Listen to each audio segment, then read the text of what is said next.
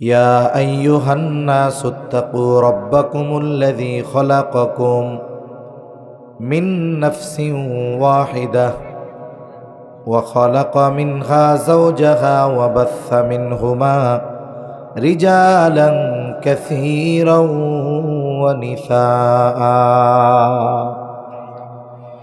আল্লাহ তাআলা বলেন ইয়া আইয়ুহান নাস ইত্তাকু রাব্বাকুম, হে মানব সম্প্রদায়, ইত্তাকু রাব্বাকুম, তোমরা তোমাদের রবকে ভয় করো।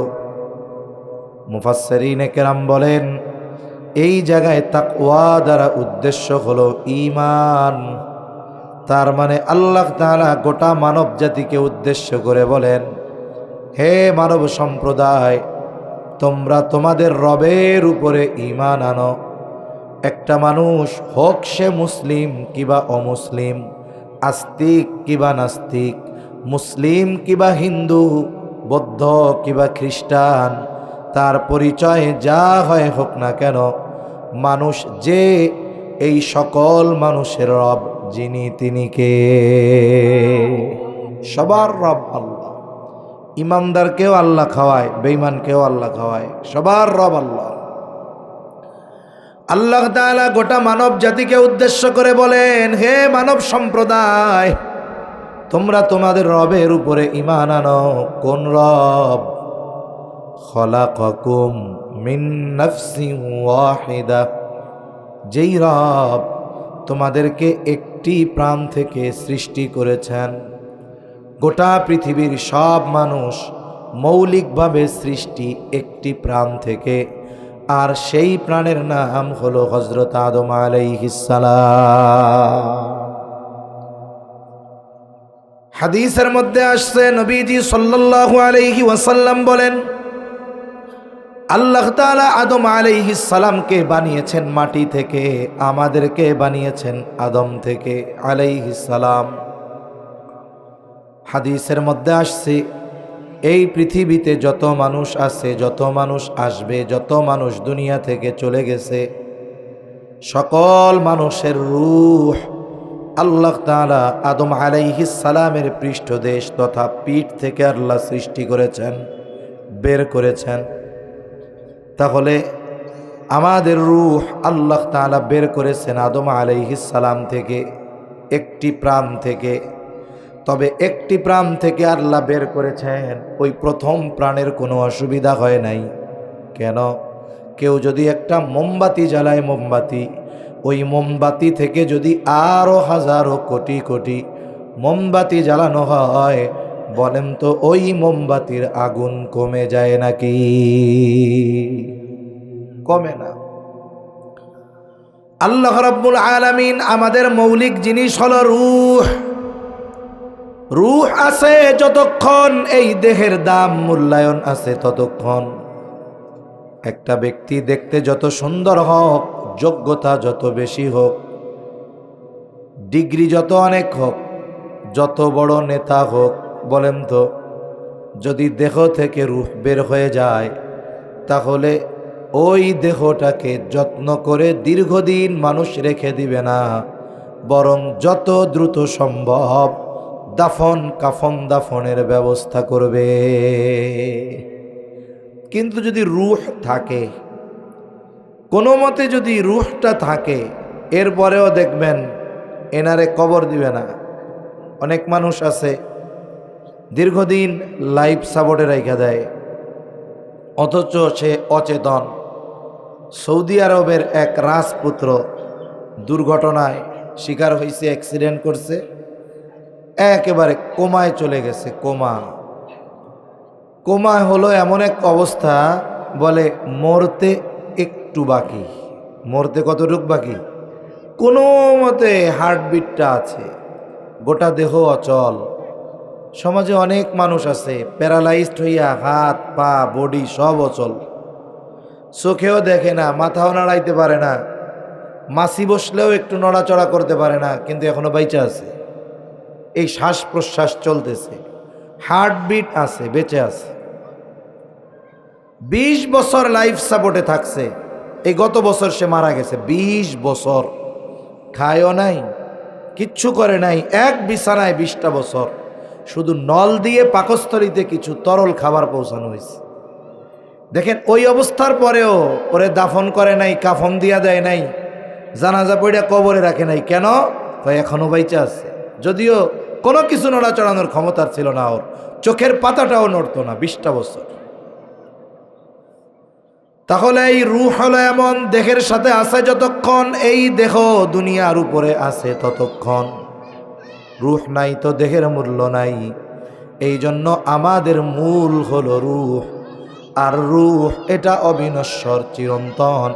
রূহের কোনো ধ্বংস নাই। দেহ ধ্বংস হয়ে যাবে, মাটির সাথে পচে গলে মিশে যাবে, কিন্তু রূহ কখনো ধ্বংস হবে না। রূহ ধ্বংস না হওয়ার কারণ কি? কারণ রূহ হলো আল্লাহ তাআলার নির্দেশ।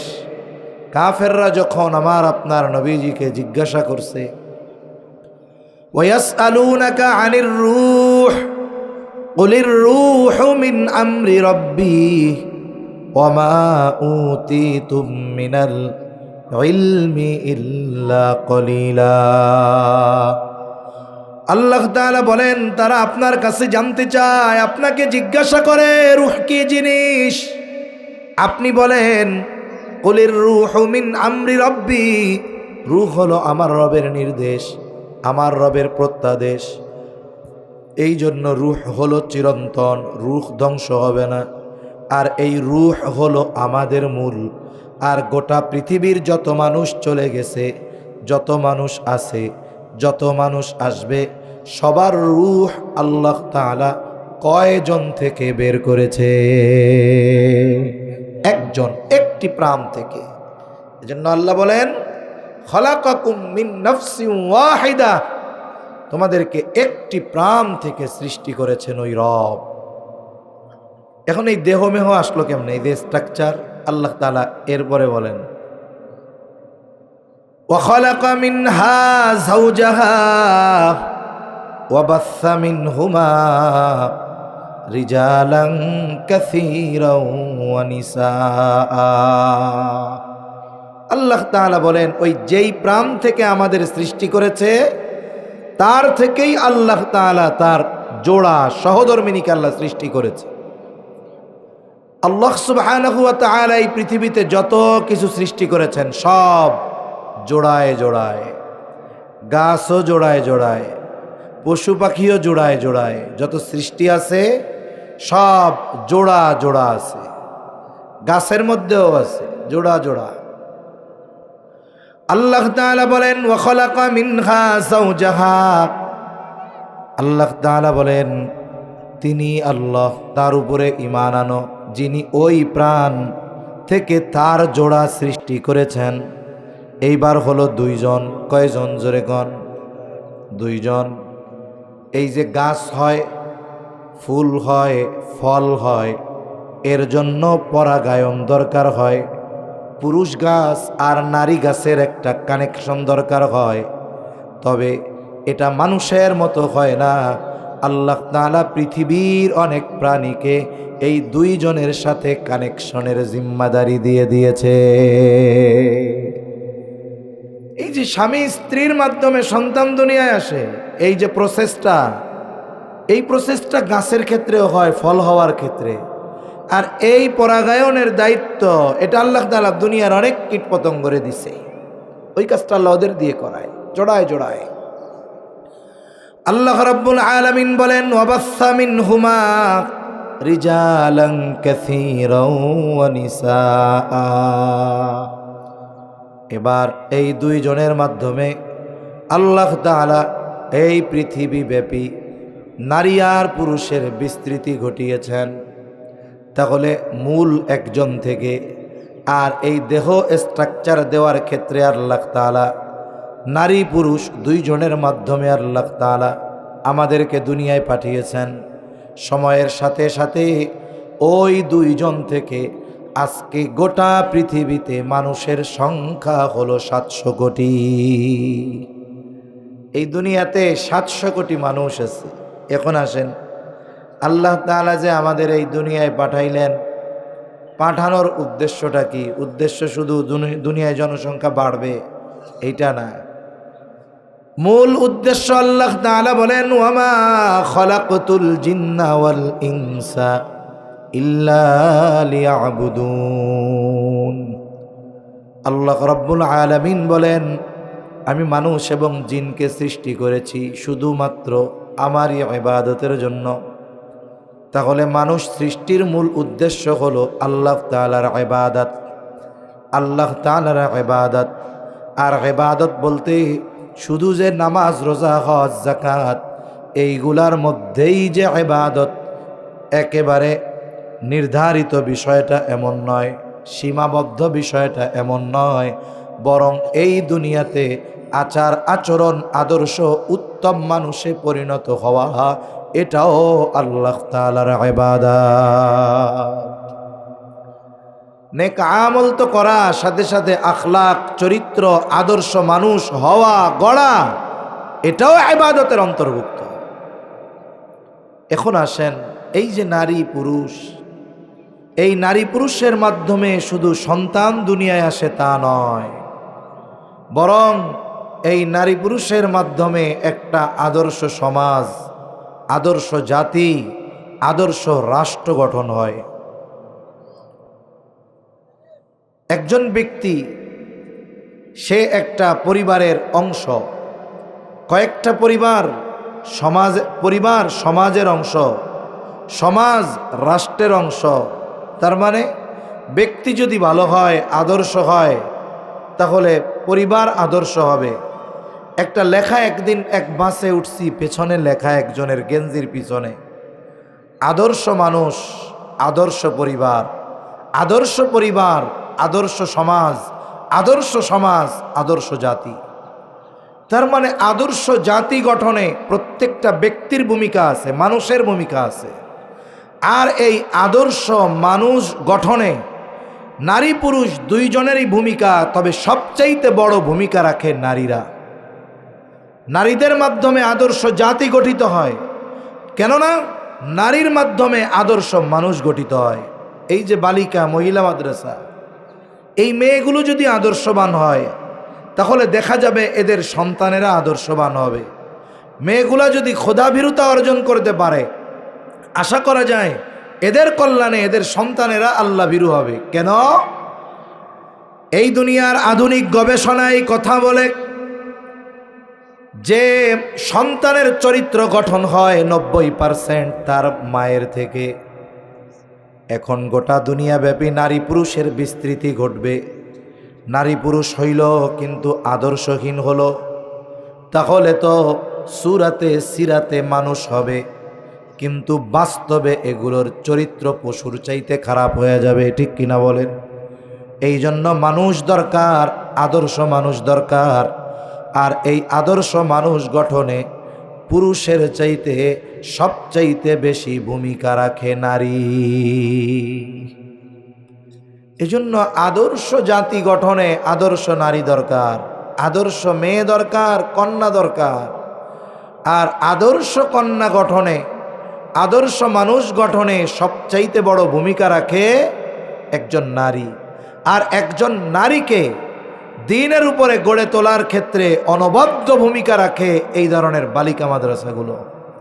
কারণ এখান থেকে সে একজন আদর্শ সন্তান গড়ার যেই শিক্ষা, এগুলো সে অর্জন করে।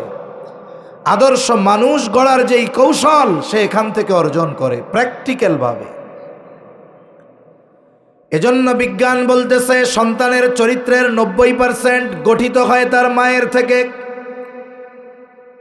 ফরাসি বিপ্লবের এক নায়ক, ফরাসি বীর, তাকে বলা হয় নেপোলিয়ন, ফরাসি বীর।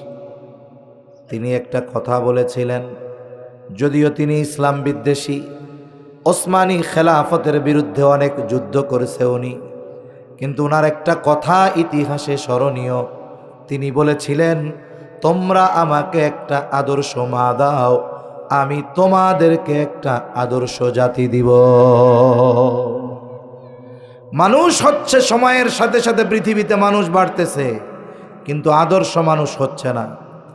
অমুসলিমদের কথা বাদ দেন, আমরা মুসলিমদের মধ্যেও এখন জনসংখ্যা বাড়তেছে, কিন্তু আদর্শ, নীতি, নৈতিকতা বিবর্জিত এগুলো ছাড়া মানুষের সংখ্যা বাড়তেছে, কিন্তু যেই গুণগুলো অর্জনে একটা মানুষ প্রকৃত মানুষে পরিণত হয়, এগুলো আমাদের মধ্য থেকে দিন দিন চলে যাচ্ছে। কেন? বলে যারা গড়বে, গড়ার মানুষ ঘরে নাই, গড়ার মানুষ ঘরে দরকার। তাহলে বিজ্ঞান বলতেছে একটা সন্তানের চরিত্রের 90% গঠিত হয় তার মায়ের থেকে। তার মানে মা যদি আদর্শ হয়, সন্তান আদর্শবান হবে। মা যদি সচ্চরিত্রবান হয়, সন্তান সচ্চরিত্রবান হবে। মা যদি নেককার হয়, সন্তানের মধ্যে এর প্রভাব পড়বে। এই জন্যই ইসলাম মা নির্বাচনের ক্ষেত্রে সর্বোচ্চ সচেষ্ট থাকার কথা বলেছে।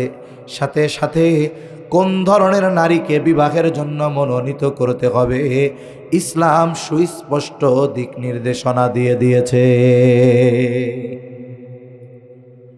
রাসূলুল্লাহ সাল্লাল্লাহু আলাইহি ওয়াসাল্লাম বলেন, তুনকাহুল মারআতু লিআরবাঈন। 4টি গুণ দেখে নারীদের বিবাহ করা হয়, 4টি বিষয় দেখে মেয়েদের বিবাহ করা হয়।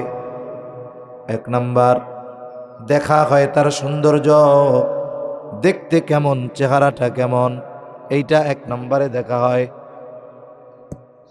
কারেন্ট গেছে কেনা? আপনারা কথা শুনেন তো নাকি? তাহলে 1 নাম্বার কি দেখা হয়? সৌন্দর্য, দেখতে কেমন, চেহারাটা কেমন। মানে যেই সৌন্দর্যটা দেখা হয় এটা হলো বাইরের সৌন্দর্য, চামড়ার সৌন্দর্য দেখা হয়। 2 নাম্বার দেখা হয় বংশ কেমন, বংশ। অনেক মুরব্বীরা আছে এখনো বিবাহ দেওয়ার ক্ষেত্রে চেহারা টাকা পয়সার চাইতে বংশের বিষয়টাকে প্রাধান্য দেয় বেশি। কেন? কয় চেহারা যা হয় হোক, নদীর পানি গুলাও ভালো, জাতের মাইয়া কালাও ভালো। বুঝেন নাই? উচ্চবংশীয় বংশ দেখে যে কেমন সম্ভ্রান্ত।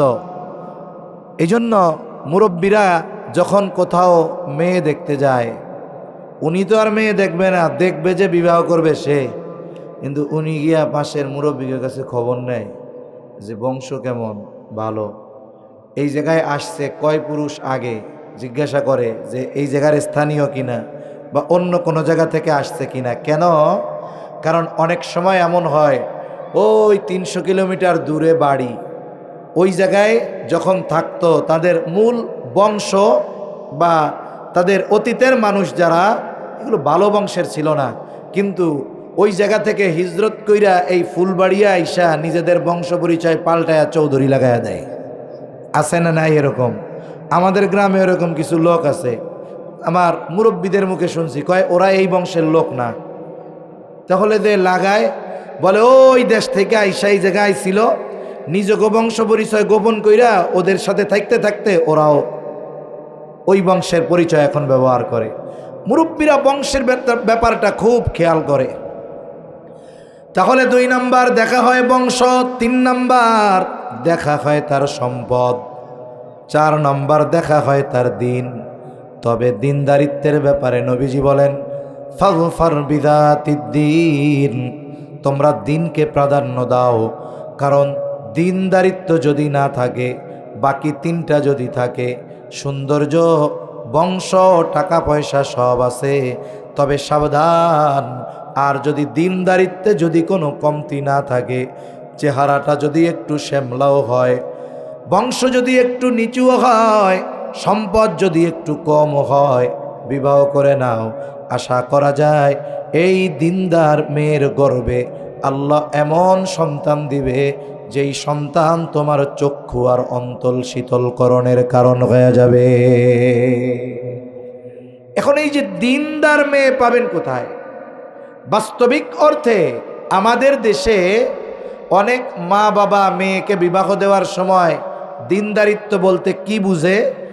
আসছে দেখার জন্য, আগে বলে হ্যাঁ আমার মেয়ে খুব নামাজ কালাম পড়ে, আচ্ছা রোজা রাখে, বুঝলাম, আচ্ছা, এরপরে সে খুব ধার্মিক, খুব ধার্মিক। শোনেন, সব দিনদার ধার্মিক, কিন্তু সব ধার্মিক দিনদার না। ধর্ম যে মানে সেই ধার্মিক, কিন্তু দিন যে মানে সে দিনদার। ধার্মিক আর দিনদারের মধ্যে তফাৎ আছে। একজন মানুষ নামাজ কালাম পড়ে না, কিন্তু ধর্মের ব্যাপারে তার খুব সফট কর্নার, ইসলামের ব্যাপারে তার মন খুব দুর্বল, ইসলামরে খুব মোহাব্বত করে কিন্তু নামাজ কালাম পড়ে না। আছে না এরকম লোক? হুজুর দেখলে মোহাব্বত করে, চা খাওয়ায়, মাদ্রাসাওয়ালাদের মোহাব্বত করে, তালিবুল ইলমদের মোহাব্বত করে। এরা ধার্মিক, তবে এরা দিনদার না। দিনদার কে? বলে যে আল্লাহর হুকুম, আহকাম, আদেশ নিষেধ যথাযথভাবে মানে। মেয়ে দিনদার, কোরআন শরীফ পড়তে পারে, মাথায় কাপড় দিয়ে চলে। অনেক মানুষ মনে করে, এটাই মনে হয় দিনদারিত্বের জন্য যথেষ্ট, কিন্তু না না। একজন নারী পরিপূর্ণ দিনদার হওয়া দিন শিক্ষা ব্যতীত অসম্ভব। আর এই মাদ্রাসাগুলোতে দিন শেখানো হয়, এজন্য এই জায়গার মেয়েগুলো শুধু ধার্মিক না, এরা পরিপূর্ণ দিনদার হয়। আর এর প্রভাব অবশ্যই অবশ্যই সন্তানের মধ্যে পড়ে। জাতি গঠনে তাদের ভূমিকা থাকে। এই আন্ডারগ্রাউন্ডিং ভূমিকাটা আমাদের চোখে পড়ে না। যেমন আমরা দেখি অনেক সময় দুবাইয়ের বুর্জ আল খলিফা প্রায় 1 কিলোমিটার উঁচু আকাশের দিকে, মেঘের উপরে চলে যায় বিল্ডিংয়ের চূড়া। এই বিশাল সুবিশাল বিল্ডিংয়ের উপরের অংশ দেখি, কিন্তু এই সুবিশাল বিল্ডিংটাকে নিরাপদে স্থির রাখার জন্য জমিনের নিচে যে কত মহাযজ্ঞ করা লাগছে, কি পরিমাণ মেহনত করা লাগছে, এটা কিন্তু আমরা দেখি না। অথচ এই সুবিশাল বিল্ডিংটা দাঁড়িয়ে থাকার পেছনে বড় ভূমিকা মাটির নিচের ওই স্ট্রাকচার। ঘরের নারীদের, দিনদার নারীদের রাস্তায় দেখা যায় না, তারা ঘরে থাকে, সন্তান গর্ভে ধারণ করে, সন্তান লালন পালন করে। বলে ঘরের অভ্যন্তরে থেকে একজন আদর্শ মানুষ সে তৈরি করে, ঠিক কিনা বলেন? ওই বিশাল বিল্ডিংটা যেমন যদি ভিত ছাড়া তৈরি করা হয়, সামান্য ভূমিকম্পে মুহূর্তের মধ্যে মুখ থুবড়ে পড়ে যাবে, অনুরূপভাবে যদি ওই ভিত্তি ঘরের মানুষ যদি দুর্বল সবল না হয়, মুত্তাকি পরহেজগার না হয়, তাহলে বাহিরে ওরা দিন বিক্রয় করবে, দিনের বিরোধিতা করবে, এটাই স্বাভাবিক। আদর্শ বিবর্জিত হবে, নৈতিক চরিত্রহীন হবে, এটাই স্বাভাবিক। এজন্য নবীজি সাল্লাল্লাহু আলাইহি ওয়াসাল্লাম দিনদারিত্বকে প্রাধান্য দিতে বলেছেন। কারণ আদর্শ জাতি যদি গড়তে হয়, আদর্শ মা দরকার, তাহলে আদর্শ সন্তান হবে। এখন এই মায়ের আদর্শ যদি ভালো হয়, এই মা যদি মুত্তাকি পরহেজগার হয়, তাহলে বিজ্ঞানও এই কথা বলতেছে এই সন্তানের চরিত্র আখলাক ভালো হবে। সন্তানের ব্যাপারে মায়ের প্রভাব কতটা আধুনিক বিজ্ঞান বলে, সন্তান যখন মায়ের গর্ভে আসে, সেই সময়টা থেকে নিয়েই মায়ের গর্ভে থাকা অবস্থায় সন্তানের উপরে মায়ের প্রভাব পড়তে থাকে। আমেরিকার একজন ডাক্তার, তিনি তার দেশের কিছু প্রেগন্যান্ট মহিলাদেরকে নিয়ে একটা সেমিনার করেছেন। অনেক গবেষণার পর এটাও ওনার গবেষণার একটা অংশ ছিল। উনি সবাইকে এই কথা বলেছেন, প্রত্যেকটা মা সন্তান যখন দুনিয়ায় আসে বা তার পেটে থাকে, প্রত্যেকটা মায়ের একটা একটা আশা থাকে যে আমার এই গর্ভের সন্তানটা বড় হলে আমি ওইটা বানাবো। কেউ নিয়ত করে আলেম বানাবো, কেউ নিয়ত করে আমি আহমদ শফি সাহেবের মতো বানাবো, কেউ নিয়ত করে ডাক্তার বানাবো, কেউ নিয়ত করে ইঞ্জিনিয়ার বানাবো, কেউ নিয়ত করে পুলিশ বানাবো, কেউ নিয়ত করে আর্মি বানাবো। এক একজনের এক একটা ইচ্ছা থাকে। ওই ডাক্তার ওই মহিলাদেরকে বলতেছেন, আপনারা আপনাদের সন্তানের ব্যাপারে যেটা আশা করেন, সন্তান যখন গর্ভে থাকবে আপনারা ওই জিনিসটা বেশি বেশি করবেন। যেহেতু সে অমুসলিম, সে বলতেছে আপনি যদি চান আপনার সন্তান গায়ক হবে, তাইলে আপনি বেশি বেশি গান গাইবেন, গান শুনবেন। আপনি যদি চান আপনার সন্তানটা নায়ক হবে, তাইলে ওই নায়কের সিনেমা আপনি বেশি বেশি দেখবেন। তার মানে সন্তানকে আপনি যা বানাইতে চান তাই করবেন। যেহেতু ওরা অমুসলিম, এখন বলেন গান শুনলে যদি গায়ক হয়, কণ্ঠ ভালো হয়, সিনেমা দেখলে যদি ওই সন্তান ভালো নায়ক হয়, তাহলে যদি মা গর্ভে সন্তান রেখে কোরআন তিলাওয়াত করে, দুরূদ শরীফ পড়ে, ইস্তেগফার বেশি বেশি পড়ে, বলেন তো ওই ছেলে তো আশা করা যায় মুত্তাকি হবে। আধুনিক বিজ্ঞান বলতেছে সন্তান যখন মায়ের পেটে শ্রবণ শক্তি পায়, আল্লাহ রাব্বুল আলামিন তো অস্তিত্ববিহীন থেকে আমাদের অস্তিত্ব দেন। মূল স্ট্রাকচার গঠন এটা মায়ের পেটে হয়ে যায়। দুনিয়ায় আসার পর এটা শুধু বড় হয় বড়, কিন্তু যা হওয়ার মূল জিনিসগুলো সব মায়ের পেটে হয়ে যায়। মায়ের পেটেই বাচ্চা শ্রবণ শক্তি পায়, তার মানে শুনতে পারে। বিজ্ঞান বলে সন্তান মায়ের পেটে শ্রবণ শক্তি পাওয়ার পর মা যেই কথাগুলো বলে সন্তান মায়ের পেটে কথাগুলো শুনতে পায়। মার সাথে অন্য কেউ যদি কথা বলে ওইটাও শুনতে পায়। মায়ের কথাও শোনে, মা যা শোনে বাচ্চা তাও শোনে। বলে মায়ের প্রত্যেকটা অ্যাক্টিভিটি, মা যদি রাগ হয় পেটের মধ্যে সন্তান অনুভব করতে পারে, মা যদি খুশি হয় ওই খুশির প্রভাব গর্ভের সন্তানও টের পায়। এই জন্য মায়ের সাথে সন্তানের কানেকশন এরকম কেন? সন্তান 3 মাস বয়স, ঘরের মধ্যে আছে ঘুম, মা রান্না করতেছে বেশ খানিক দূরে। এখন সন্তান জাগ্রত হয়েছে, দুধের পিপাসা লাগছে। মা কিন্তু টের পায় নাই যে সন্তান ঘুম থেকে উঠছে, কিন্তু আল্লাহর কুদরতি নেটওয়ার্ক মুহূর্তের মধ্যে মায়ের কলিজার মধ্যে সিগন্যাল চলে যায় যে হ্যাঁ হ্যাঁ তোমার সন্তান এখন পিপাসিত, যাও দৌড়ে গিয়ে দুধ পান করাও। আল্লাহ তাআলার কুদরতি নেটওয়ার্ক, মায়ের সাথে সন্তানের সম্পর্ক এরকম। আমরা একটা ঘটনা শুনতাম অনেক আগে ওয়াজ মাহফিলে, কুতুবউদ্দিন বখতিয়ার কাকি রহমাতুল্লাহি আলাইহি, ওনার ব্যাপারে বলা হইতো উনি মায়ের পেট থেকে 18 পারা হিফজ কইরা দুনিয়ায় আসছেন, বলা হইতো। তবে ঘটনাটা যা তাতে এটা অবাস্তব হতে পারে না, বাস্তবই হবে। কুতুবউদ্দিন বখতিয়ার কাকির মা, উনি যখন একটু বড় হইছেন, 4-5 বছর বয়স, বাচ্চাকে প্রাথমিক দিন শেখানোর জন্য ওস্তাদের কাছে আনছেন। ওস্তাদ স্বাভাবিকভাবে যদি কোনো নতুন ছাত্র আসে, অন্য মাদ্রাসায় পড়া হোক অথবা একেবারে মাদ্রাসায় না পড়া হোক, ওস্তাদরা ভর্তি হওয়ার জন্য আসলে একটু পরীক্ষা নেয়। পরীক্ষা এটা নেওয়ার মাধ্যমে তারা নিশ্চিত হয় যে সে কতটুকু পারে, তাকে কিভাবে পড়ানো যাইতে পারে। কুতুবউদ্দিন বখতিয়ার কাকি আসছে, ছোট মানুষ, স্বাভাবিকভাবে চিন্তা করছে এই বাচ্চাকে তো অক্ষর জ্ঞান দিতে হবে। এবার হুজুর তারে বলতেছে পড়ো আউযু বিল্লাহি মিনাশ শাইতানির রাজিম বিসমিল্লাহির রহমানির রহিম। প্রথমে একটু পরীক্ষা নিচ্ছে তার মুখস্থ কি আছে। বলতেছে পড়ো আলহামদুলিল্লাহি রাব্বিল আলামিন। কুতুবউদ্দিন বখতিয়ার কাকি পড়া শুরু করছে। আউযু বিল্লাহ বিসমিল্লাহ বলে তিলাওয়াত শুরু করে দিয়েছে। সূরা ফাতিহা শেষ, সূরা বাকারা শেষ, আলে ইমরান শেষ, নিসা শেষ, মায়েদা শেষ। পড়তে পড়তে 18 পারা শেষ করে সে থামছে। আর মা নিয়ে আসছে ওস্তাদের কাছে আলিফ বা তাসা পড়ানোর জন্য।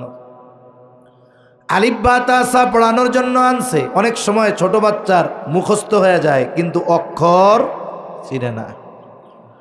কুতুবউদ্দিন বখতিয়ার কাকির মা অবাক, ওস্তাদ অবাক। ওস্তাদ বলে কি ব্যাপার বোন, আপনি তো আসছেন আলিফ বা তাসা শেখানোর জন্য সন্তানকে, আপনার সন্তান দেখি হাফেজ, একটানা 18 পারা তিলাওয়াত কইরা এরপরে থামলো। আপনি কি হাফেজা? আপনি কি সন্তানকে বাসায় এগুলো পড়াইছেন, মুখস্থ করাইছেন? বলে না না, আমি তাকে এগুলো মুখস্থ করাই নাই, আমি পড়াইও নাই। তাইলে কি হইল? আপনি কি তাকে শোনাইছেন? বলে হ্যাঁ, আমার এই সন্তান যখন আমার পেটে আসছে, ও দুনিয়ায় আসার আগে কত হাজার বার যে আমি এই 18 পারা তিলাওয়াত করেছি, এর কোনো হিসাব আমি দিতে পারবো না। কুতুবউদ্দিন বখতিয়ার কাকির মা সন্তান পেটে আসার পর কোরআন তিলাওয়াত করছে। আর আমাদের সময়ের ডিজিটাল মায়েরা সন্তান পেটে আসলে বড় মোবাইল চায়, ঠিক না? কি কয়, এখন তো আর কাজ কাম করতে পারুম না, এখন একটা বড় মোবাইল কিনে দেন। অথচ আপনারা তো মোটামুটি গ্রামের মানুষ, আগের মা বোন দাদি যারা ছিল, নানি, যেই দিন পোলাপাইন হয়েছে ওই দিনও সুন্দর মতো ঘরের কাজ কাম করছে, ঠিক কিনা বলেন? যেই দিন ডাক্তার বলে তোমার পেটে তো সন্তান, ওই দিন থেকে উনি পুরো লুলা হয়ে যায়, আর কোনো কাজ কামি করবে না। পারলে ওনারে হাতে তুইলা মুখে খাওয়াইলেও ভালো হয়। যার কারণে কি হয়, আগে স্বাভাবিক নড়াচড়া করতো মহিলারা বাচ্চা পেটে থাকা অবস্থায়, বাচ্চার পজিশন ঠিক থাকতো, নর্মাল ডেলিভারি হইতো। এখন তো অবস্থা এমন, বাচ্চার অবস্থা নির্ণয় করার আগেই বলে আমি কিন্তু স্বাভাবিক ডেলিভারিতে নাই, পেট কেটে বের করা লাগবে, যা হয় হবে। ঠিক কিনা বলেন? অথচ আমার আত্মীয় স্বজনের মধ্যে অনেকে আছে, যদি জিজ্ঞাসা করা হয় পোলাপান কয়জন, উনি হিসাব করতে পারে না। মাঝে মধ্যে বয়স হয়ে গেছে, পোলাপান 12-14টার বেশি, এখন হিসাব করতে সবার নাম বলতেও মাঝে মধ্যে ওনার ব্যাস লেগে যায়।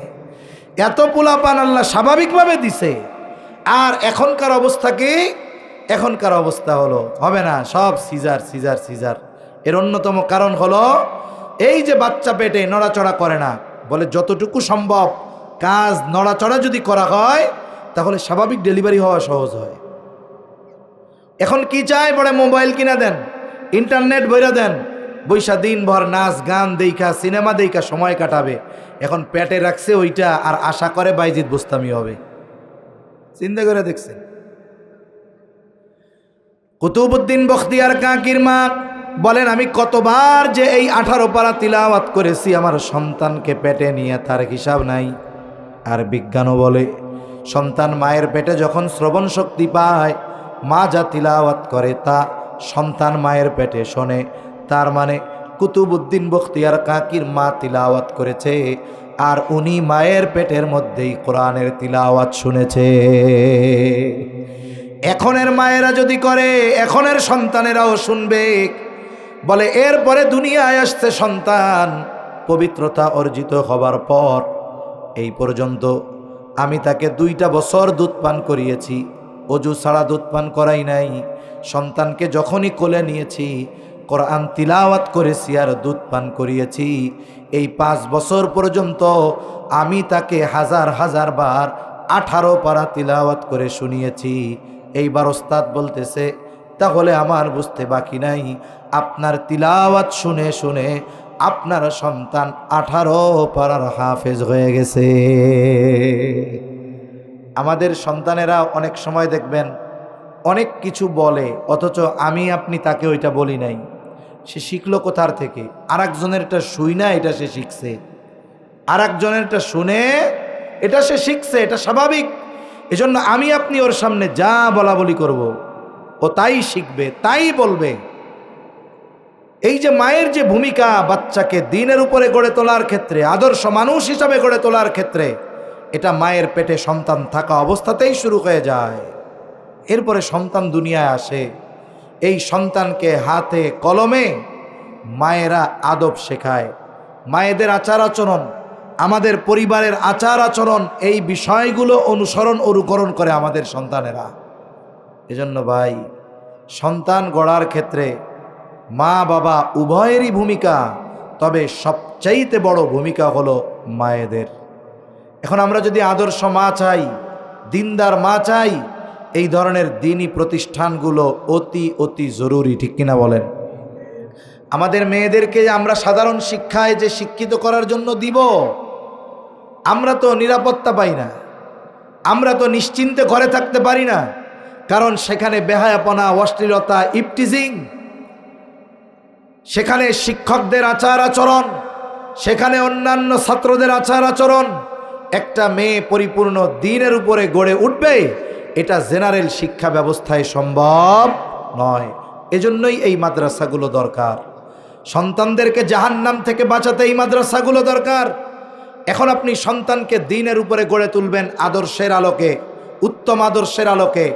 দ্বীনবিহীন কোনো মানুষ পরিপূর্ণ আদর্শ মানুষে পরিণত হতে পারে না।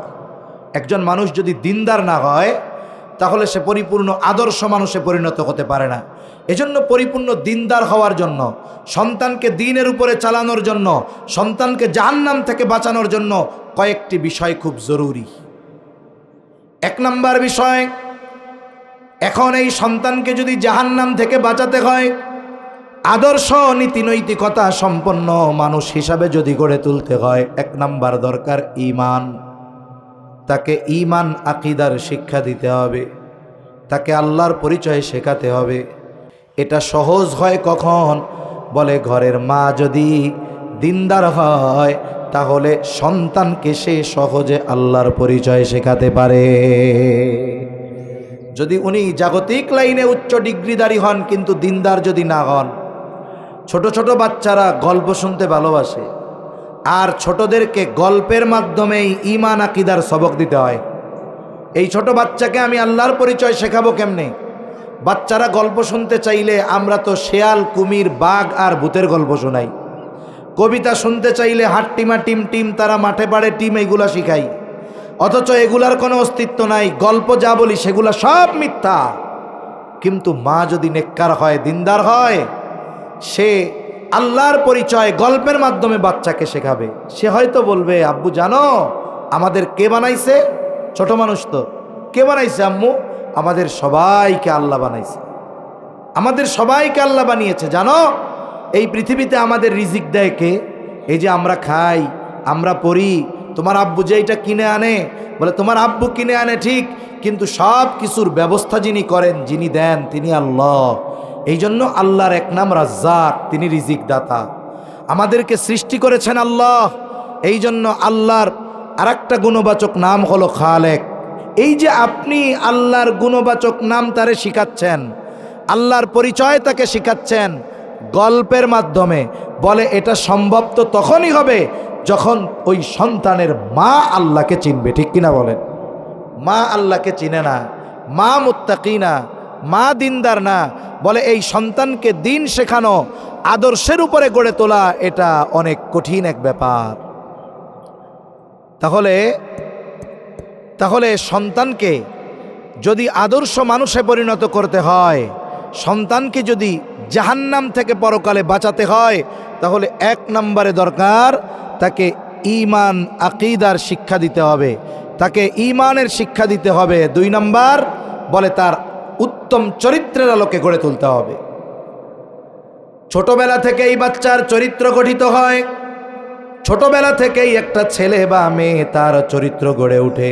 যেমন দেখবেন আমাদের সমাজে অনেক মানুষ আছে, বিশেষ করে আমি আমার সন্তানদের কোনো সময় শার্ট প্যান্ট এগুলা পরাই নাই, কিছু ট্রাউজার পরানো লাগছে, কিন্তু স্বাভাবিকভাবে যেই শার্ট প্যান্ট এগুলা কখনো পরাই নাই। ওই যে ছোটোবেলা থেকে যখন তারে শার্ট প্যান্ট পরানো হয় নাই, এই যে ইসলামী লেবাস পরানো হয়েছে, পাঞ্জাবি পায়জামা পরানো হয়েছে, টুপি পরানো হয়েছে, বলে এটাতে সে অভ্যস্ত হয়ে গেছে। আবার দেখবেন অনেক ফ্যামিলিতে আছে ছোট ছোট মেয়ে, বাচ্চাটা মনে করেন এই ইসলামিয়া মহিলা মাদ্রাসায় পড়ে, বয়স মাত্র 5 বছর। দেখবেন ওই সময় থেকেই সে হিজাব করে চলে, নেকাব পরে চলে, পর্দা করে। এই যে তাকে গড়ে তুলতেছে তার মা। একটা সময় যখন বড় হবে তাকে পর্দা করার জন্য বলা লাগবে না, সে তার শালীনতা আর নীতি নৈতিকতা ঠিক রাখার জন্য, চরিত্রকে সুন্দর রাখার জন্য পর্দার আলোকে চলবে। ওই ছেলেটাও দিনই লেবাসে চলতে হীনমন্যতায় ভুগবে না। কেন? এই ঘর থেকেই তাকে ওইভাবে গড়ে তোলা হয়েছে। ঘরের মধ্যে যদি সালাম কালামের প্রচলন থাকে তাইলে কি হয়? ছোট বাচ্চারাও সালাম কালামে অভ্যস্ত হয়। ঘরের মধ্যে যদি অশ্লীল ফায়সা মন্দ কথার প্রচলন থাকে, ঝগড়াঝাটি থাকে, বাচ্চারাও ঝগড়াঝাটি করা শিখে। ঘরের মধ্যে যদি একে অপরকে রেসপেক্ট, সম্মান করার অভ্যাস থাকে, তাহলে সন্তানেরাও দেখা যাবে একে অপরকে সম্মান করবে, শ্রদ্ধা করবে। তার মানে উত্তম চরিত্র গড়ে উঠে যেই জায়গায়, সেটা হলো মায়ের কোল। মায়ের কাছ থেকেই সন্তানেরা নীতি নৈতিকতা আদর্শের আলোকে গড়ে ওঠে। তাহলে দেখেন আদর্শ মানুষ, এবং যদি জাহান্নাম থেকে সন্তানকে বাঁচাতে হয়, 1 নাম্বার দরকার তাকে ঈমান শেখাতে হবে, 2 নাম্বার তাকে আখলাক শেখাতে হবে, 3 নাম্বার তাকে ইলম শেখাতে হবে। ইলম কমপক্ষে তো এতটুকু শেখানো দরকার যতটুকু শেখা ইসলাম ফরজ করে দিয়েছে। একটা লোক নিয়ত করছে তার ছেলেটারে ডাক্তার বানাবে, ডাক্তার দরকার, দিনদার ডাক্তার দরকার। এখন এই ছেলেটার মা যদি দিনদার হয়, আলেমা হয়, অথবা এই পরিমাণ ইলম সে অর্জন করেছে যতটুকু শেখা ইসলাম ফরজ করেছে, বলেন তো ওই মা সময়ের সাথে সাথে সে তার নিজস্ব কৌশলের মাধ্যমে সন্তানকেও যতটুকু দিন শেখানো দরকার ফরজ শেখাতে পারবে কি পারবে না? পারবে। কিন্তু মা যদি নিজে না পারে তাহলে তো মা তারে শেখাইতে পারলো না। মা যদি নিজে আদর্শবান না হয় তাহলে সন্তানরা আদর্শের উপরে গড়ে তুলতে পারলো না। তাহলে দেখুন, সন্তানকে এখন মা দিন শেখাইতে পারবে যদি ওই মা এই দিনী মাদ্রাসায়গুলো জীবনের কিছু সময় কাটায়। এরপরে 4 নাম্বার, সন্তানকে জাহান্নাম থেকে বাঁচাতে দ্বীনের আলোকে গড়ে তুলতে যেটা দরকার সেটা হলো আমাল। আল্লাহ তাআলার আদেশ নিষেধ যেগুলো, নামাজ, রোজা, হজ, যাকাত এবং করণীয় বর্জনীয় বিষয়গুলো। আমরা অনেক সময় দেখেছি জেনারেল ফ্যামিলিতে, আমার আত্মীয় স্বজনের মধ্যেও আসছিল এরকম দেখেছি, মেয়েটা বড় হয়ে গেছে, ছেলেটাও বড়, 18-20 বছর বয়স, কিন্তু ওই যে রোজার সময় পরীক্ষা, প্রাইভেটে যেতে হয়, কোচিংয়ে যেতে হয়, কষ্ট হবে, স্বাস্থ্য নষ্ট হবে। মা বাবা নিজে রোজা রাখে, তাহাজ্জুদ পড়ে, কিন্তু 18-20 বছরের ছেলে মেয়ের রোজা রাখতে দেয় না। ওনারা আবার তাহাজ্জুদও পড়ে, কিন্তু 18-20 বছরের ছেলে মেয়ের রোজা রাখতে দেয় না। কেন? তোমার ভর্তি পরীক্ষা আছে, তুমি রোজা রাখলে অসুস্থ হয়ে যাবা। বলেন তো, যদি ওই ছেলেটার মা দিনদার হইতো, আলেমা দরকার নাই, বাবা যদি দিনদার হইতো, মা যদি দিনদার হইতো, পিডাইয়ে সাইজ করে দিত। 18-20 বছরের বুড়া এটা আবার রোজা রাখে না, ঠিক কিনা বলেন? দেখা যাইতো ছোটবেলা থেকে রোজা রাখায় অভ্যস্ত হয়ে যাইতো, নামাজে অভ্যস্ত হয়ে যাইতো। কিন্তু আফসোস, আজকে আমরা আমাদের সন্তানদেরকে আদর্শের আলোকে গড়ে তুলতে পারতেছি না। কত ভয়াবহ পরিস্থিতি। শহরে অধিকাংশ অনেক অভিভাবকের অভিযোগ অনুযোগ একটা, যে হুজুর সন্তান তো মানুষ হইতেছে না, দুনিয়ার সব হচ্ছে কিন্তু নীতি নৈতিকতা শিখতেছে না। ছেলে হাই স্কুলে উঠছে, সিগারেট, বিড়ি, মদ পান শিখে গেছে, দুনিয়ার সব করলো সন্তানের জন্য, কিন্তু সন্তানকে দিন শেখানোর জন্য, ভালো মানুষ হিসাবে গড়ে তোলার জন্য যা করা দরকার ছিল সেটা করে নাই। এখন আমি দোয়া করলে কাজ হবে? আপনি তো কাজ উল্টাপাল্টা করে রাখছেন। একজন কলা গাছ লাগাইছে, কলা গাছ লাগায় বলে, ভাইরা এই গাছটা আমি লাগাইছি, খুব আশা করি আল্লাহর কাছে দোয়া করতেছি আল্লাহ যেন এটাতে আম দেয়। কলা গাছ লাগাইয়ে যদি আমের জন্য দোয়া করে, আম পাওয়া যাবে? আরে ভাই, আম গাছ লাগাইতে হবে, এরপরে দোয়া করতে হবে যে আল্লাহ আমি আম গাছ লাগাইছি, আম ফলানোর ক্ষমতা আপনার, আপনি আম দেন। একজন দিনদার আদর্শবান মায়ের ব্যবস্থা করতে হবে, এরপরে দোয়া করতে হবে আল্লাহ আমি আমার চেষ্টায় কোনো ত্রুটি রাখি নাই, একজন আদর্শ মায়ের ব্যবস্থা করেছি, আয় আল্লাহ আপনি আমার একজন নেককার সন্তান দেন। কিন্তু আফসোস, অধিকাংশ অভিভাবক সন্তানকে নীতি নৈতিকতা আদর্শের আলোকে গড়ে তোলার চাইতে সন্তানকে দিয়ে কেমনে বেশি টাকা উপার্জন করানোর মতো তৈরি করা যায়, এই ধান্দাই বেশি মা বাবা করে। এজন্য অবস্থা কি, কয়েক জায়গায় আমি বলছি, আমার মসজিদে যিনি খতম তারাবি পড়ান, আন্তর্জাতিক একজন হাফেজ, উনি একদিন আসছে আমার কাছে, এসে বলতেছে হুজুর একটা বিষয়ের জন্য আসছি। তা উনি অনলাইনে বিভিন্ন দেশের স্টুডেন্টদেরকে কোরআন শেখান। তা ওনারই ছাত্রী ছিল ছোট্ট একটা মেয়ে, এখন সে বড় হয়েছে। এই সুবাদে ওই পরিবারের মুরব্বীদের সাথে হাফেজ সাহেবের ভালো সম্পর্ক। ওই মুরব্বী পরিবারের সদস্য মা বাবা তারা ভালো, নামাজ কালাম পড়ে, ভালো মানুষ। স্বপ্নের দেশ আমেরিকায় গেছিল, চিন্তা করছিল সন্তানের ভবিষ্যৎ এই দেশে গড়ে তোলা যাবে না, সেজন্য আমেরিকায় চলে যেতে হবে। আবার কিছু মানুষ আল্লাহর বান্দা এমন আছে, ইউরোপ আমেরিকা ছেড়ে শুধুমাত্র বাংলাদেশে চলে আসছে সন্তান যেন দ্বীনের উপরে গড়ে তোলে। এক ভাইয়ের ইন্টারভিউ দেখতেছিলাম, উনি কানাডায় ছিলেন, ওইখানে সিটিজেনশিপ পাইছেন, ওই জায়গায় ওনার মোটামুটি জাগতিক লাইনে ভালো বিষয় ছিল, অবস্থান ছিল, কিন্তু উনি একদিন চিন্তা করতেছে, আরে কানাডায় আছি, উন্নত বিশ্বের দেশ, প্রযুক্তি, কোনো ধরনের ফ্যাসিলিটির অভাব নাই, কিন্তু এখানে তো আমি আজান শুনতে পারি না, আজানের আওয়াজ নাই। আমাদের বাংলাদেশে যা হোক না হোক, বাংলাদেশের মনে হয় এমন কোনো জায়গা নাই যেই জায়গায় আজানের আওয়াজ পাওয়া যায় না, ঠিক না? কানাডায় তো আজানের আওয়াজ নাই। আমার এই শিশু বাচ্চারা বড় হচ্ছে, আজানের আওয়াজ তাদের কানে যাচ্ছে না। কানাডায় ঘন ঘন মসজিদ নাই, জুমা পড়তে চাইলে 40 কিলোমিটার দূরে যাওয়া লাগে। স্বাভাবিক নামাজ ঘরে পড়া লাগে। এই যে 5 ওয়াক্ত নামাজ, মুসল্লিদের মসজিদে যাওয়ার যেই সুন্দর দৃশ্য, ফজরের নামাজে যাওয়ার যেই সুন্দর দৃশ্য, মসজিদ থেকে বের হওয়ার ফিরে আসার যেই সুন্দর দৃশ্য, বিশেষ করে জুমার দিনে সমাজের সব মানুষ একত্রিত হয়ে মসজিদে যাওয়ার যেই সুন্দর দৃশ্য, প্রত্যেকটা জুমায় মসজিদের মেম্বার থেকে খতিব সাহেবদের জীবন গঠনমূলক সুন্দর আলোচনা, এগুলো থেকে তো আমার সন্তান বঞ্চিত হয়ে যাচ্ছে। সে হয়তো উচ্চ ডিগ্রিধারী হবে, অনেক টাকা পয়সার মালিক হবে, কিন্তু আমি আমার সন্তানকে আখিরাতের জন্য কি দিলাম? এই ভাইটার ঈমান কি? আমি এই কথা চিন্তা করতেছি।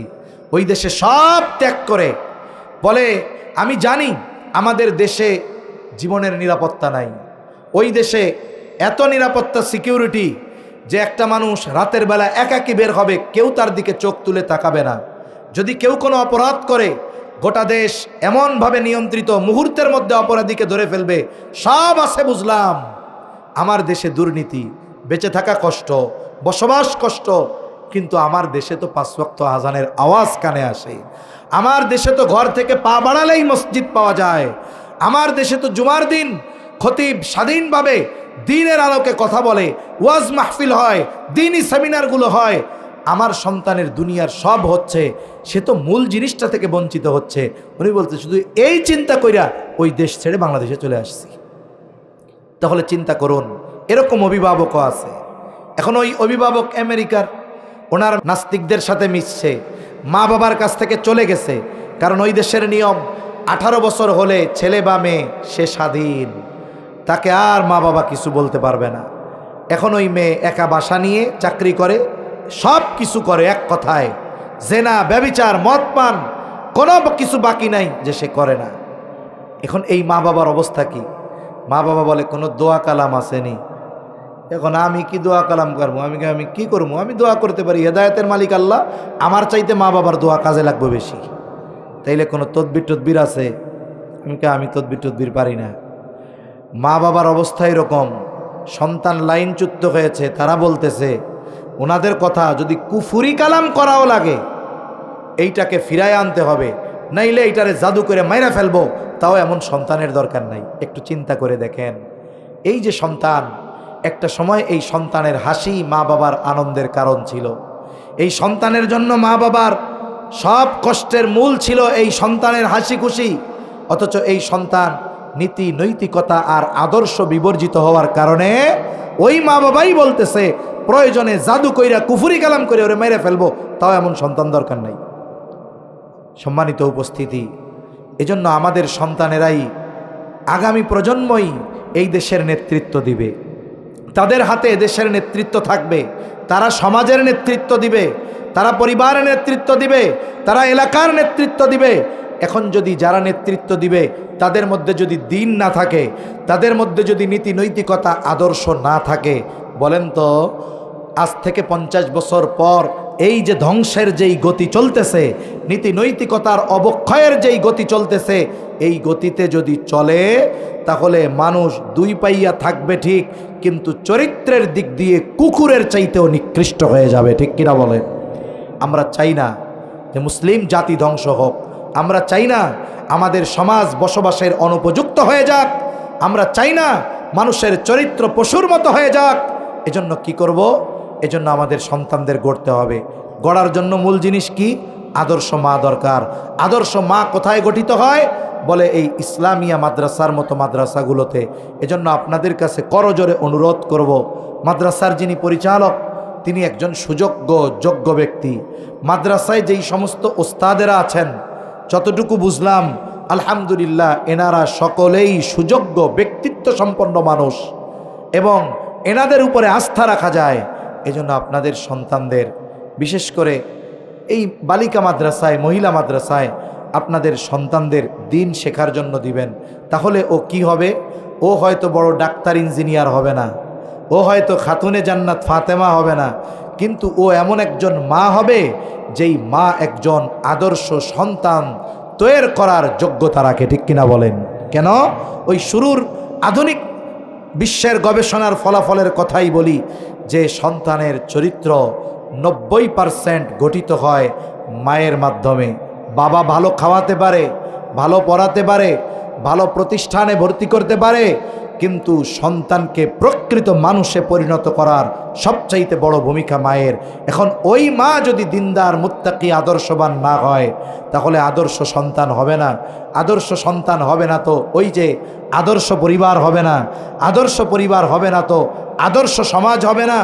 আদর্শ সমাজ হবে না তো আদর্শ জাতি হবে না। আমরা চাই আগামী প্রজন্ম নীতি নৈতিকতা আদর্শ আর দ্বীনের উপরে গড়ে উঠুক। যদি এটা আমরা চাই, বিলম্ব করার সুযোগ নাই। আমাদেরকে প্রস্তুতি নিতে হবে। আমাদেরকে এই সন্তান যাদের গর্ভে আল্লাহ দেন, এই মায়েদেরকেও প্রস্তুত করে তুলতে হবে। এজন্য এই মাদ্রাসা। তাহলে এবার চিন্তা করেন, বলেন তো, আদর্শ জাতি গঠনে যদি নারীর ভূমিকা থাকে, তাহলে এই ভূমিকার পেছনেও তো বড় অবদান এই মাদ্রাসার, ঠিক কিনা বলেন? আমাদের দেশে কিছু ইসলাম বিদ্বেষী বলে এই দেশের মাদ্রাসাগুলো এ জাতির জন্য কি ভূমিকা রাখছে, এদেশের হুজুররা জাতির জন্য কি ভূমিকা রাখে, মাদ্রাসাগুলো কি ভূমিকা রাখে। মানুষের কাছ থেকে নেয় আর খাওয়াইয়া খাওয়াইয়া কিছু লেখাপড়া করায় আর নিজেরা নেয়। ওরে ভাই, তুমি একটু কাছে এসে দেখো, একটু তোমার বিবেকের চোখ খুলে দেখো যে এখন পর্যন্ত এই দেশে মানুষের চরিত্র পশুর চরিত্রে পরিণত না হওয়ার পেছনে সবচাইতে বড় অবদান এই মাদ্রাসাগুলোর, ঠিক কিনা বলেন? এদেশের মানুষকে দ্বীনের উপরে পরিচালনা করার অবদান এই মাদ্রাসা। এই ওয়াজ মাহফিলগুলায় মানুষ আসে, আসার কারণে কমপক্ষে এতটুকু হয়, সে কিছু দ্বীনি খোরাক নিয়ে ফিরে, সে নিজের কুলসতা অন্তর থেকে কিছুটা দূর করে ফিরে মোটামুটি বুঝতে পারে যে না, আমি এখনও ইমানদার আছি। এজন্য এই দ্বীনি কর্মকাণ্ডগুলো, মাদ্রাসা, মসজিদ, ওয়াজ মাহফিল, খানকা, এগুলো আমাদের এই উপমহাদেশ বাংলাদেশে থাকার কারণে আজও এদেশের মানুষ হয়তো আমলের দিক দিয়ে অনেক অগ্রগামী নয়, কিন্তু ইসলামের ব্যাপারে যদি কোনো বাধা আসে, তাহলে ওই বেনামাজি মানুষটাও ইসলামের মুহাব্বতে সর্বপ্রথম প্রতিবাদ করার জন্য অগ্রসর হয়ে যায়, ঠিক কিনা বলেন? এজন্য যদি সুস্থতার সাথে, নিরাপত্তার সাথে আমরা যদি সুন্দর এক সমাজ চাই, তাহলে আমাদের এই দ্বীনি শিক্ষার ব্যাপারে আরও বেশি গুরুত্ব দেওয়া দরকার। আমরা দোয়া করি আল্লাহ তাআলা এই মাদ্রাসাকে কবুল করেন, সকলে বলি আমিন। মাদ্রাসার যত প্রয়োজনীয়তা আছে আল্লাহ মিটায়া দেন, সকলে বলি আমিন। সাথে সাথে আমরা সবাই মাদ্রাসার জন্য সহযোগী হব। এক নাম্বার, শিক্ষার্থী দিয়ে। কি দিয়ে? জোরে বলেন। প্রত্যেকটা ঘরে যেন এক একজন আলেমা থাকে, প্রত্যেকটা ঘরে যেন এক একজন আলেম থাকে। তাহলে কি হবে? এক ঘরে যদি 10 জন থাকে, বলেন তো ওই রুমে আলোর জন্য 10টা লাইট দরকার না? একটা হলেও হয়, একটা হলেও হয় না? বলে কমপক্ষে যদি একটা মানুষ ঘরে আলেমা থাকে, একটা ছেলে যদি আলেম থাকে, তাহলে দেখবেন ওই ঘর থেকে পাপাচারের অন্ধকার দূর হয়ে যাবে, নীতি নৈতিকতার আলো প্রজ্বলিত হবে, অশ্লীলতা বেহায়াপনার অন্ধকার দূর হয়ে যাবে, পুত পবিত্রতার আলো প্রজ্বলিত হবে। এজন্য আমরা আমাদের সন্তানদের পরবর্তীতে যা বানাই আদর্শ মানুষ বানানোর জন্য মেয়েদেরকে বালিকা মাদ্রাসায়, ছেলেদেরকে ছেলেদের মাদ্রাসায় দিব তো ইনশাআল্লাহ। আল্লাহ তাআলা তৌফিক দান করেন। যেহেতু আজান হয়ে গেছে, চতুর্দিকে আজান শোনা যাইতেছে, এখন আর লম্বা করব না কথা। সর্বশেষ দোয়া না কইরা কেউ যায়েন না। দোয়ার আগে এই যে দ্বীনি প্রতিষ্ঠানের জন্য ওস্তাদের হিম্মত দেখছেন, সময়ের সাথে সাথে পুরস্কার শুধু বাড়তেছে। বাংলাদেশের বেফাকুল মাদারিসিল আরাবিয়ায় এই মাদ্রাসার ছাত্রীদের ফলাফল ঈর্ষণীয় এবং তারা সিরিয়ালে আছে।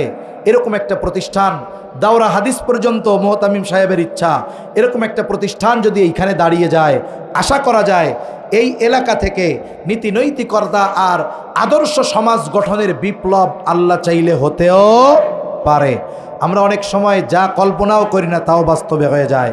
এজন্য এই মাদ্রাসার জন্য আপনারা তো শিক্ষার্থী দিবেন, সাথে সাথে এই মাদ্রাসার জন্য আপনারা একটু সহযোগী হবেন। কয়েকজন একটু ভিতরে যান, কয়েকজন একটু ভিতরে যান, একটু পাঠায় দেন। সবাই মাদ্রাসার জন্য দেন। আর সাথে সাথে এই কালেকশনটা হইতে হইতে 500, 1000, 2000 টাকা যদি কেউ এই মাদ্রাসার জন্য দিতে চান, এখন নাই পরে দিবেন, লেখায় রাখেন। নগদ চাইলে আমার হাতে দিয়ে যান 500 টাকা, 1000 টাকা। আর যদি চান না এখন এত টাকা নাই, আমি একটু লেখায় রাখা যাই, তাহলে একটু আমার কাছে বলেন। আর পাশে আমার মা বোনেরা আছে, পুরুষদের চাইতে মা বোনেরা অনেক বেশি। আপনাদের কাছে অনুরোধ, ওই জায়গায় যাদের দায়িত্ব দেওয়া আছে তারা একটু মা বোনদের কাছে যান, আপনারা একটু প্রতিষ্ঠানের জন্য সহযোগী হন। অথবা যদি চান যে পরবর্তীতে এখন নাই 1000, 2000, 3000 টাকা দিবেন, একটু বইলা রাখেন, তাহলে ওস্তাদরা এটা লিখে রাখবে ইনশাআল্লাহ।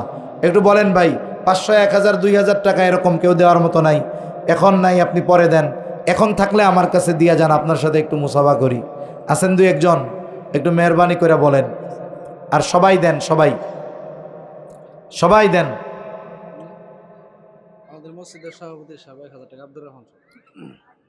মসজিদের সভাপতি আব্দুর রহমান সাহেব 1000 টাকা আল্লাহ কবুল করুক, সকলে বলি আমিন।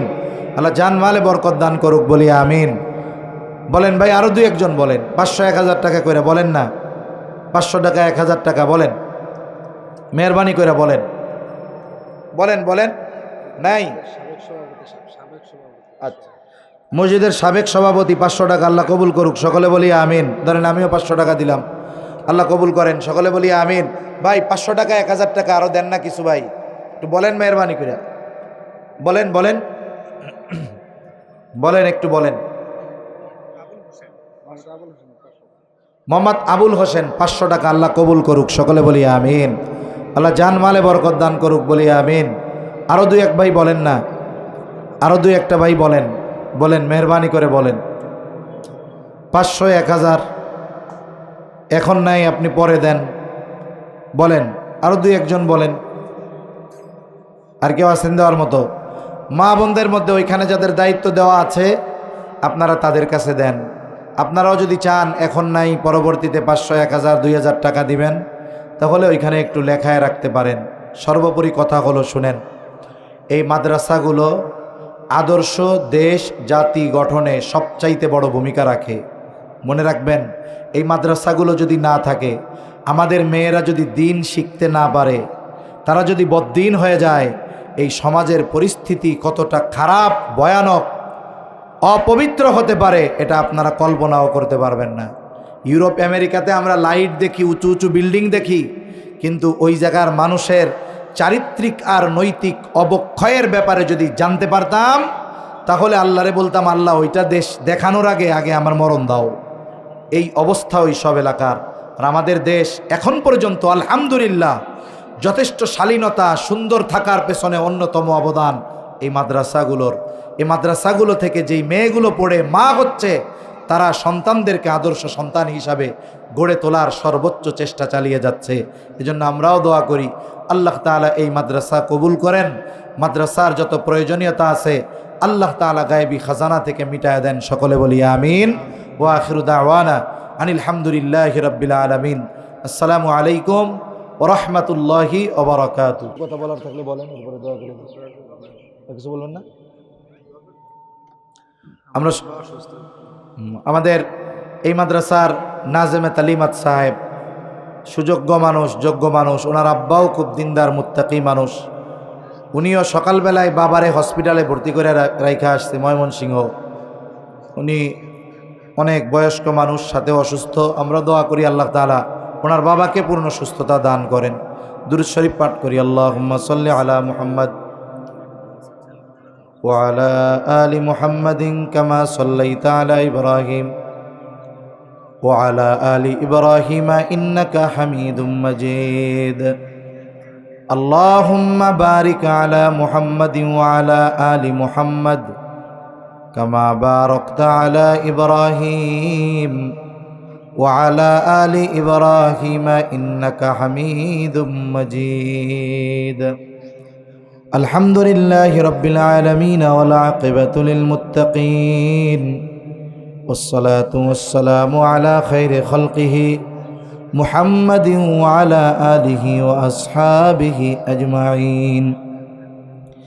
ربنا ظلمنا أنفسنا وإن لم تغفر لنا وترحمنا لنكونن من الخاسرين.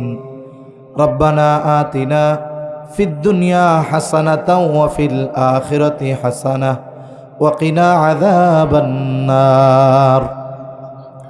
ربنا لا تزغ قلوبنا بعد إذ هديتنا وهب لنا من لدنك رحمة إنك أنت الوهاب. رب العالمين দীর্ঘ সময় পর্যন্ত দিনী আলোচনার পর গুনাহ মাখা হাত আমরা তুলে ধরেছি।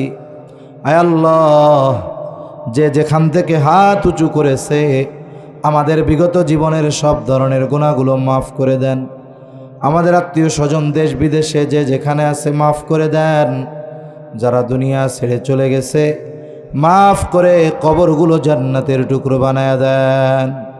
আয় আল্লাহ, যারা অসুস্থ আছে সুস্থতা দান করেন। রব্বুল আলামিন, আমাদের এই মাদ্রাসার নাজেমে তালিমাত সাহেব, ওনার বাবা অসুস্থ, হসপিটালে ভর্তি, সুস্থতা দান করেন। খাস করে অনেক ছাত্রীর অভিভাবকেরা দোয়া চেয়েছে। আল্লাহ, আয় আল্লাহ, কে কোন উদ্দেশ্যে দোয়া চেয়েছে আপনার জানতে বাকি নাই। প্রত্যেকের মনের নেক চাওয়া নেক আশা কবুল করে নেন। আয় আল্লাহ, খাস করে আজকের মাহফিল আপনি কবুল করে নেন।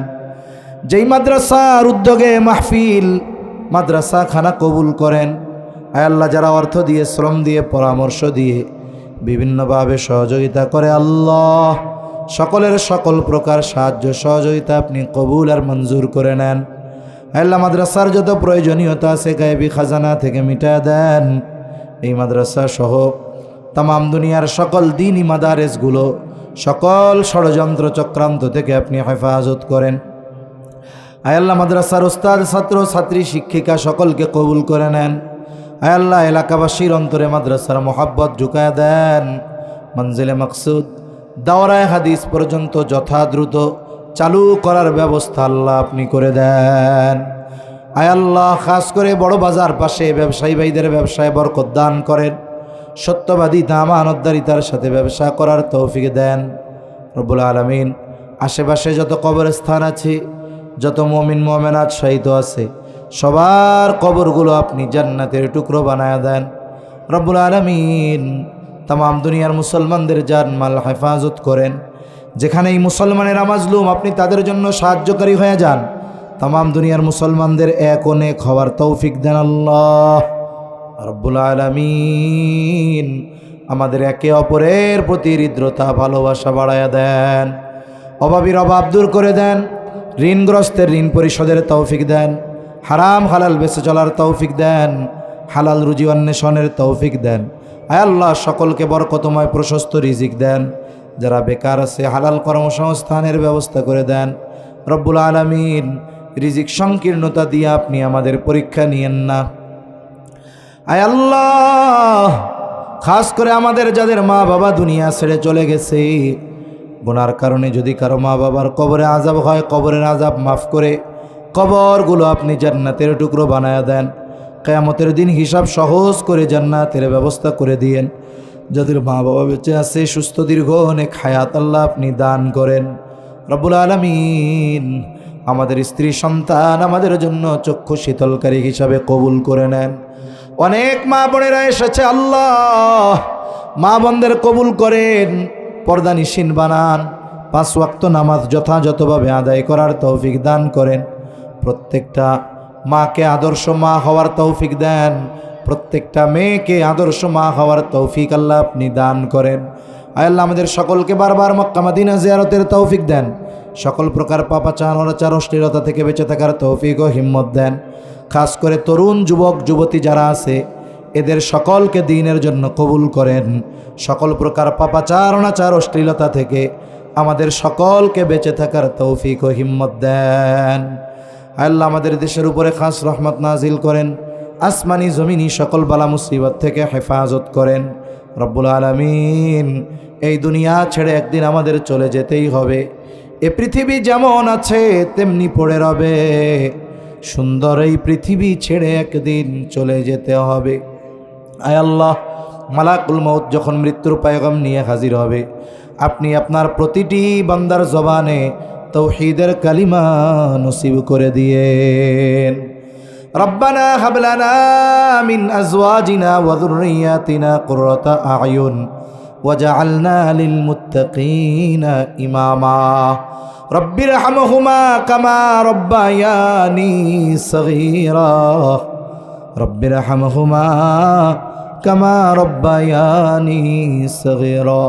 ওয়া সাল্লাল্লাহু তাআলা আলা খায়রি খালকিহি মুহাম্মাদিন ওয়া আলা আলিহি وأصحابه أجمعين آمين برحمتك يا أرحم الراحمين.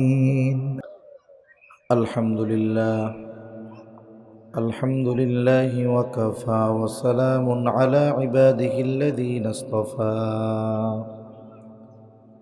أما بعد فأعوذ بالله من الشيطان الرجيم.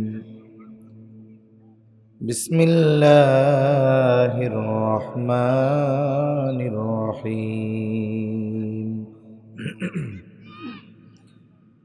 يا أيها الناس اتقوا ربكم الذي خلقكم من نفس واحدة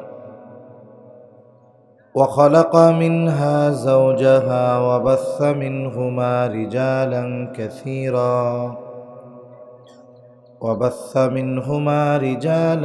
كثيرا ونساء. واتقوا الله الذي تساءلون به والأرحام إن الله كان عليكم رقيبا. صدق الله العلي العظيم. اللهم صل على محمد وعلى آل محمد كما صليت على إبراهيم وعلى آل إبراهيم إنك حميد مجيد.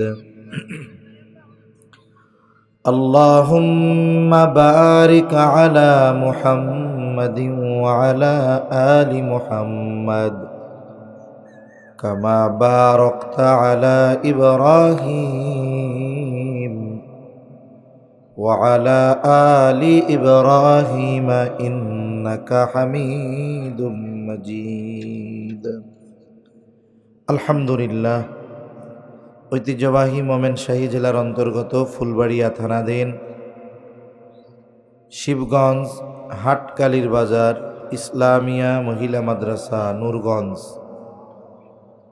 অত্র মাদ্রাসার উদ্যোগে আয়োজিত সপ্তম বার্ষিক ওয়াজ মাহফিলের সম্মানিত শ্রদ্ধেয় সভাপতি মণ্ডলী, আমন্ত্রিত উলামায়ে কেরাম, অতিথিবৃন্দ, সামনে উপস্থিত মুরব্বিয়ানে কেরাম, সমবয়সী যুবক বন্ধু, স্নেহের ছোট ভাই, মাইকের আওয়াজ যত দূরে যায় নিজ নিজ স্থানে অবস্থানরতা সম্মানিতা শ্রদ্ধেয়া মা ও বোন,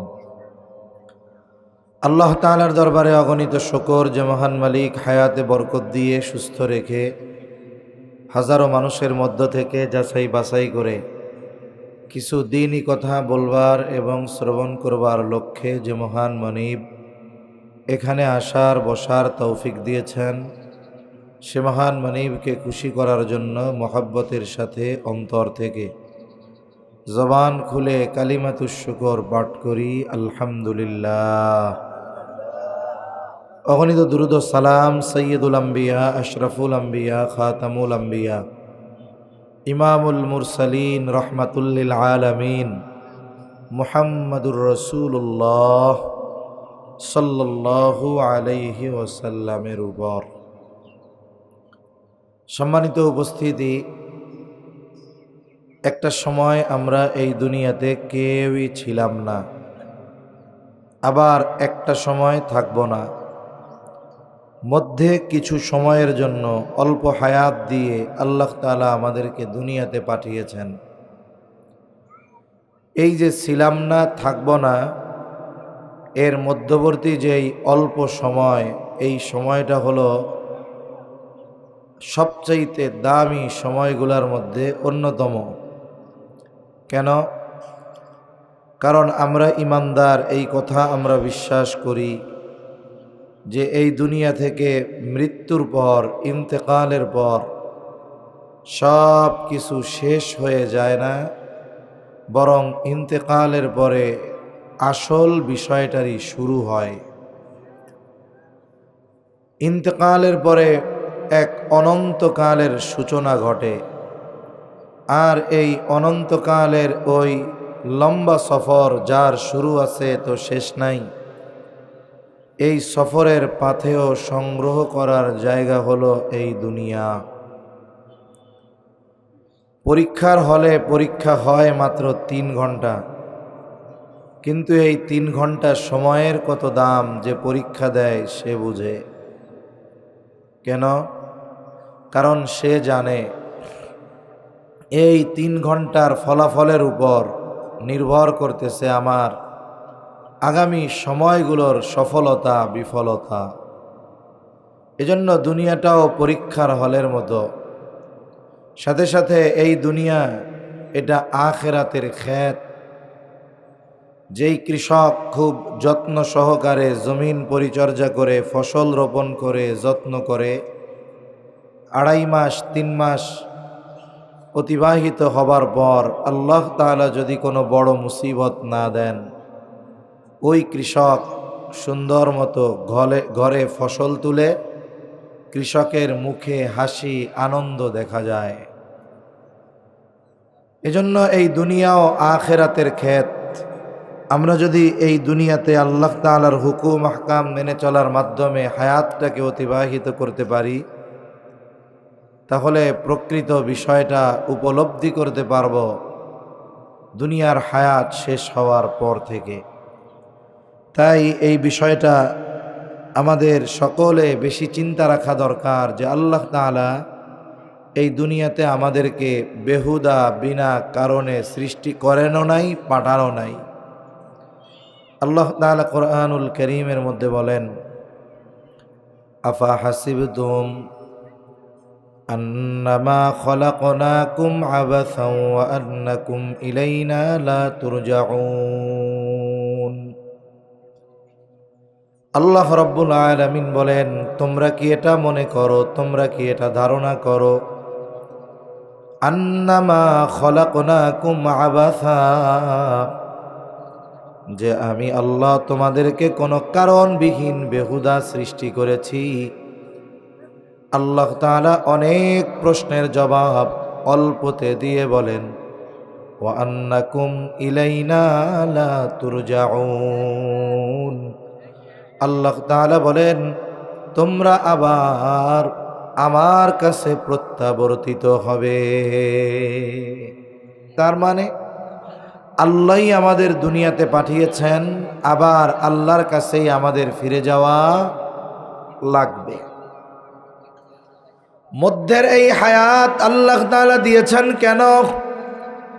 আল্লাহ তাআলার হুকুম আহকাম মেনে চলার জন্য আল্লাহ তাআলা দিয়েছেন। এই দুনিয়াতে আল্লাহ তাআলা আমাদেরকে দ্বীনের আদর্শে আদর্শিত হওয়ার, দ্বীনের আলোকে আল্লাহ তাআলার হুকুম আহকাম মেনে চলার মাধ্যমে হায়াত অতিবাহিত করার নির্দেশ দিয়েছেন। তবে এই মানব সভ্যতা আদর্শবান, দিনদার, মুত্তাকি, পরহেজগার হওয়ার একটা পদ্ধতিও আল্লাহ তাআলা দিয়ে দিয়েছে। পৃথিবীতে আল্লাহ তাআলা প্রথম 2 জন মানুষকে পাঠিয়েছেন। প্রথম তো আল্লাহ তাআলা সৃষ্টি করেছেন, জান্নাতে রাখছে। একটা সময় ভুলে আল্লাহ তাআলা যেই ফল খাইতে নিষিদ্ধ করেছেন, ভুলে সেই ফল ওনারা খেয়েছেন। এতে করে পাপ হইছে আবার তা না। এই যে সামনে রোজার মাস আসতেছে, কোনো রোজাদার যদি রোজা রাখার পরে কোনো রোজাদার যদি দুপুরবেলা ভুলে মনে নাই একা একা ঘরে সামনে পানি খাবার ধুমসে পেট ভরে খাইছে, রোজাদার মনে নাই, ভুলে খাইছে, রোজা ভাঙবে? গুনাহ হবে? গুনাহ হবে না। আমার আপনার মতো গান্ধা মানুষ, এরা যদি ভুলে রোজা রাইখা পেট ভইরা খায়, গুনাহও হয় না, রোজাও ভাঙে না। আর আদম আলাইহিস সালাম ভুলে, হাওয়া আলাইহিস সালাম ভুলে ওই ফল খেয়ে ফেলছে, ওনাদেরও গুনাহ হয় নাই, ওনাদেরও গুনাহ হয় নাই। এজন্য আমাদের দেশে কিছু ভাই নবী রাসূলদের নিষ্পাপ মাসুম মানতে রাজি না। অনেক সময় দেখি ওয়াজের চেয়ারে বসে জুমার মেম্বারে দাঁড়ায়া বলে এই পৃথিবীতে এমন কোনো নবী রাসূল নাই তাদের পাপ হয় নাই, নাউজুবিল্লাহ বলেন। আহলে সুন্নাত ওয়াল জামায়াতের আকীদা হলো নবীগণ মাসুম। এই আকীদা, এই বিশ্বাস আমাদের নবী রাসূলদের ব্যাপারে রাখতে হবে। আল্লাহ তাআলা দুনিয়াতে পাঠিয়েছেন, এই যে গোটা মানব জাতি সৃষ্টির প্রসেসটা কি, পদ্ধতিটা কি, আল্লাহ তাআলা বলেন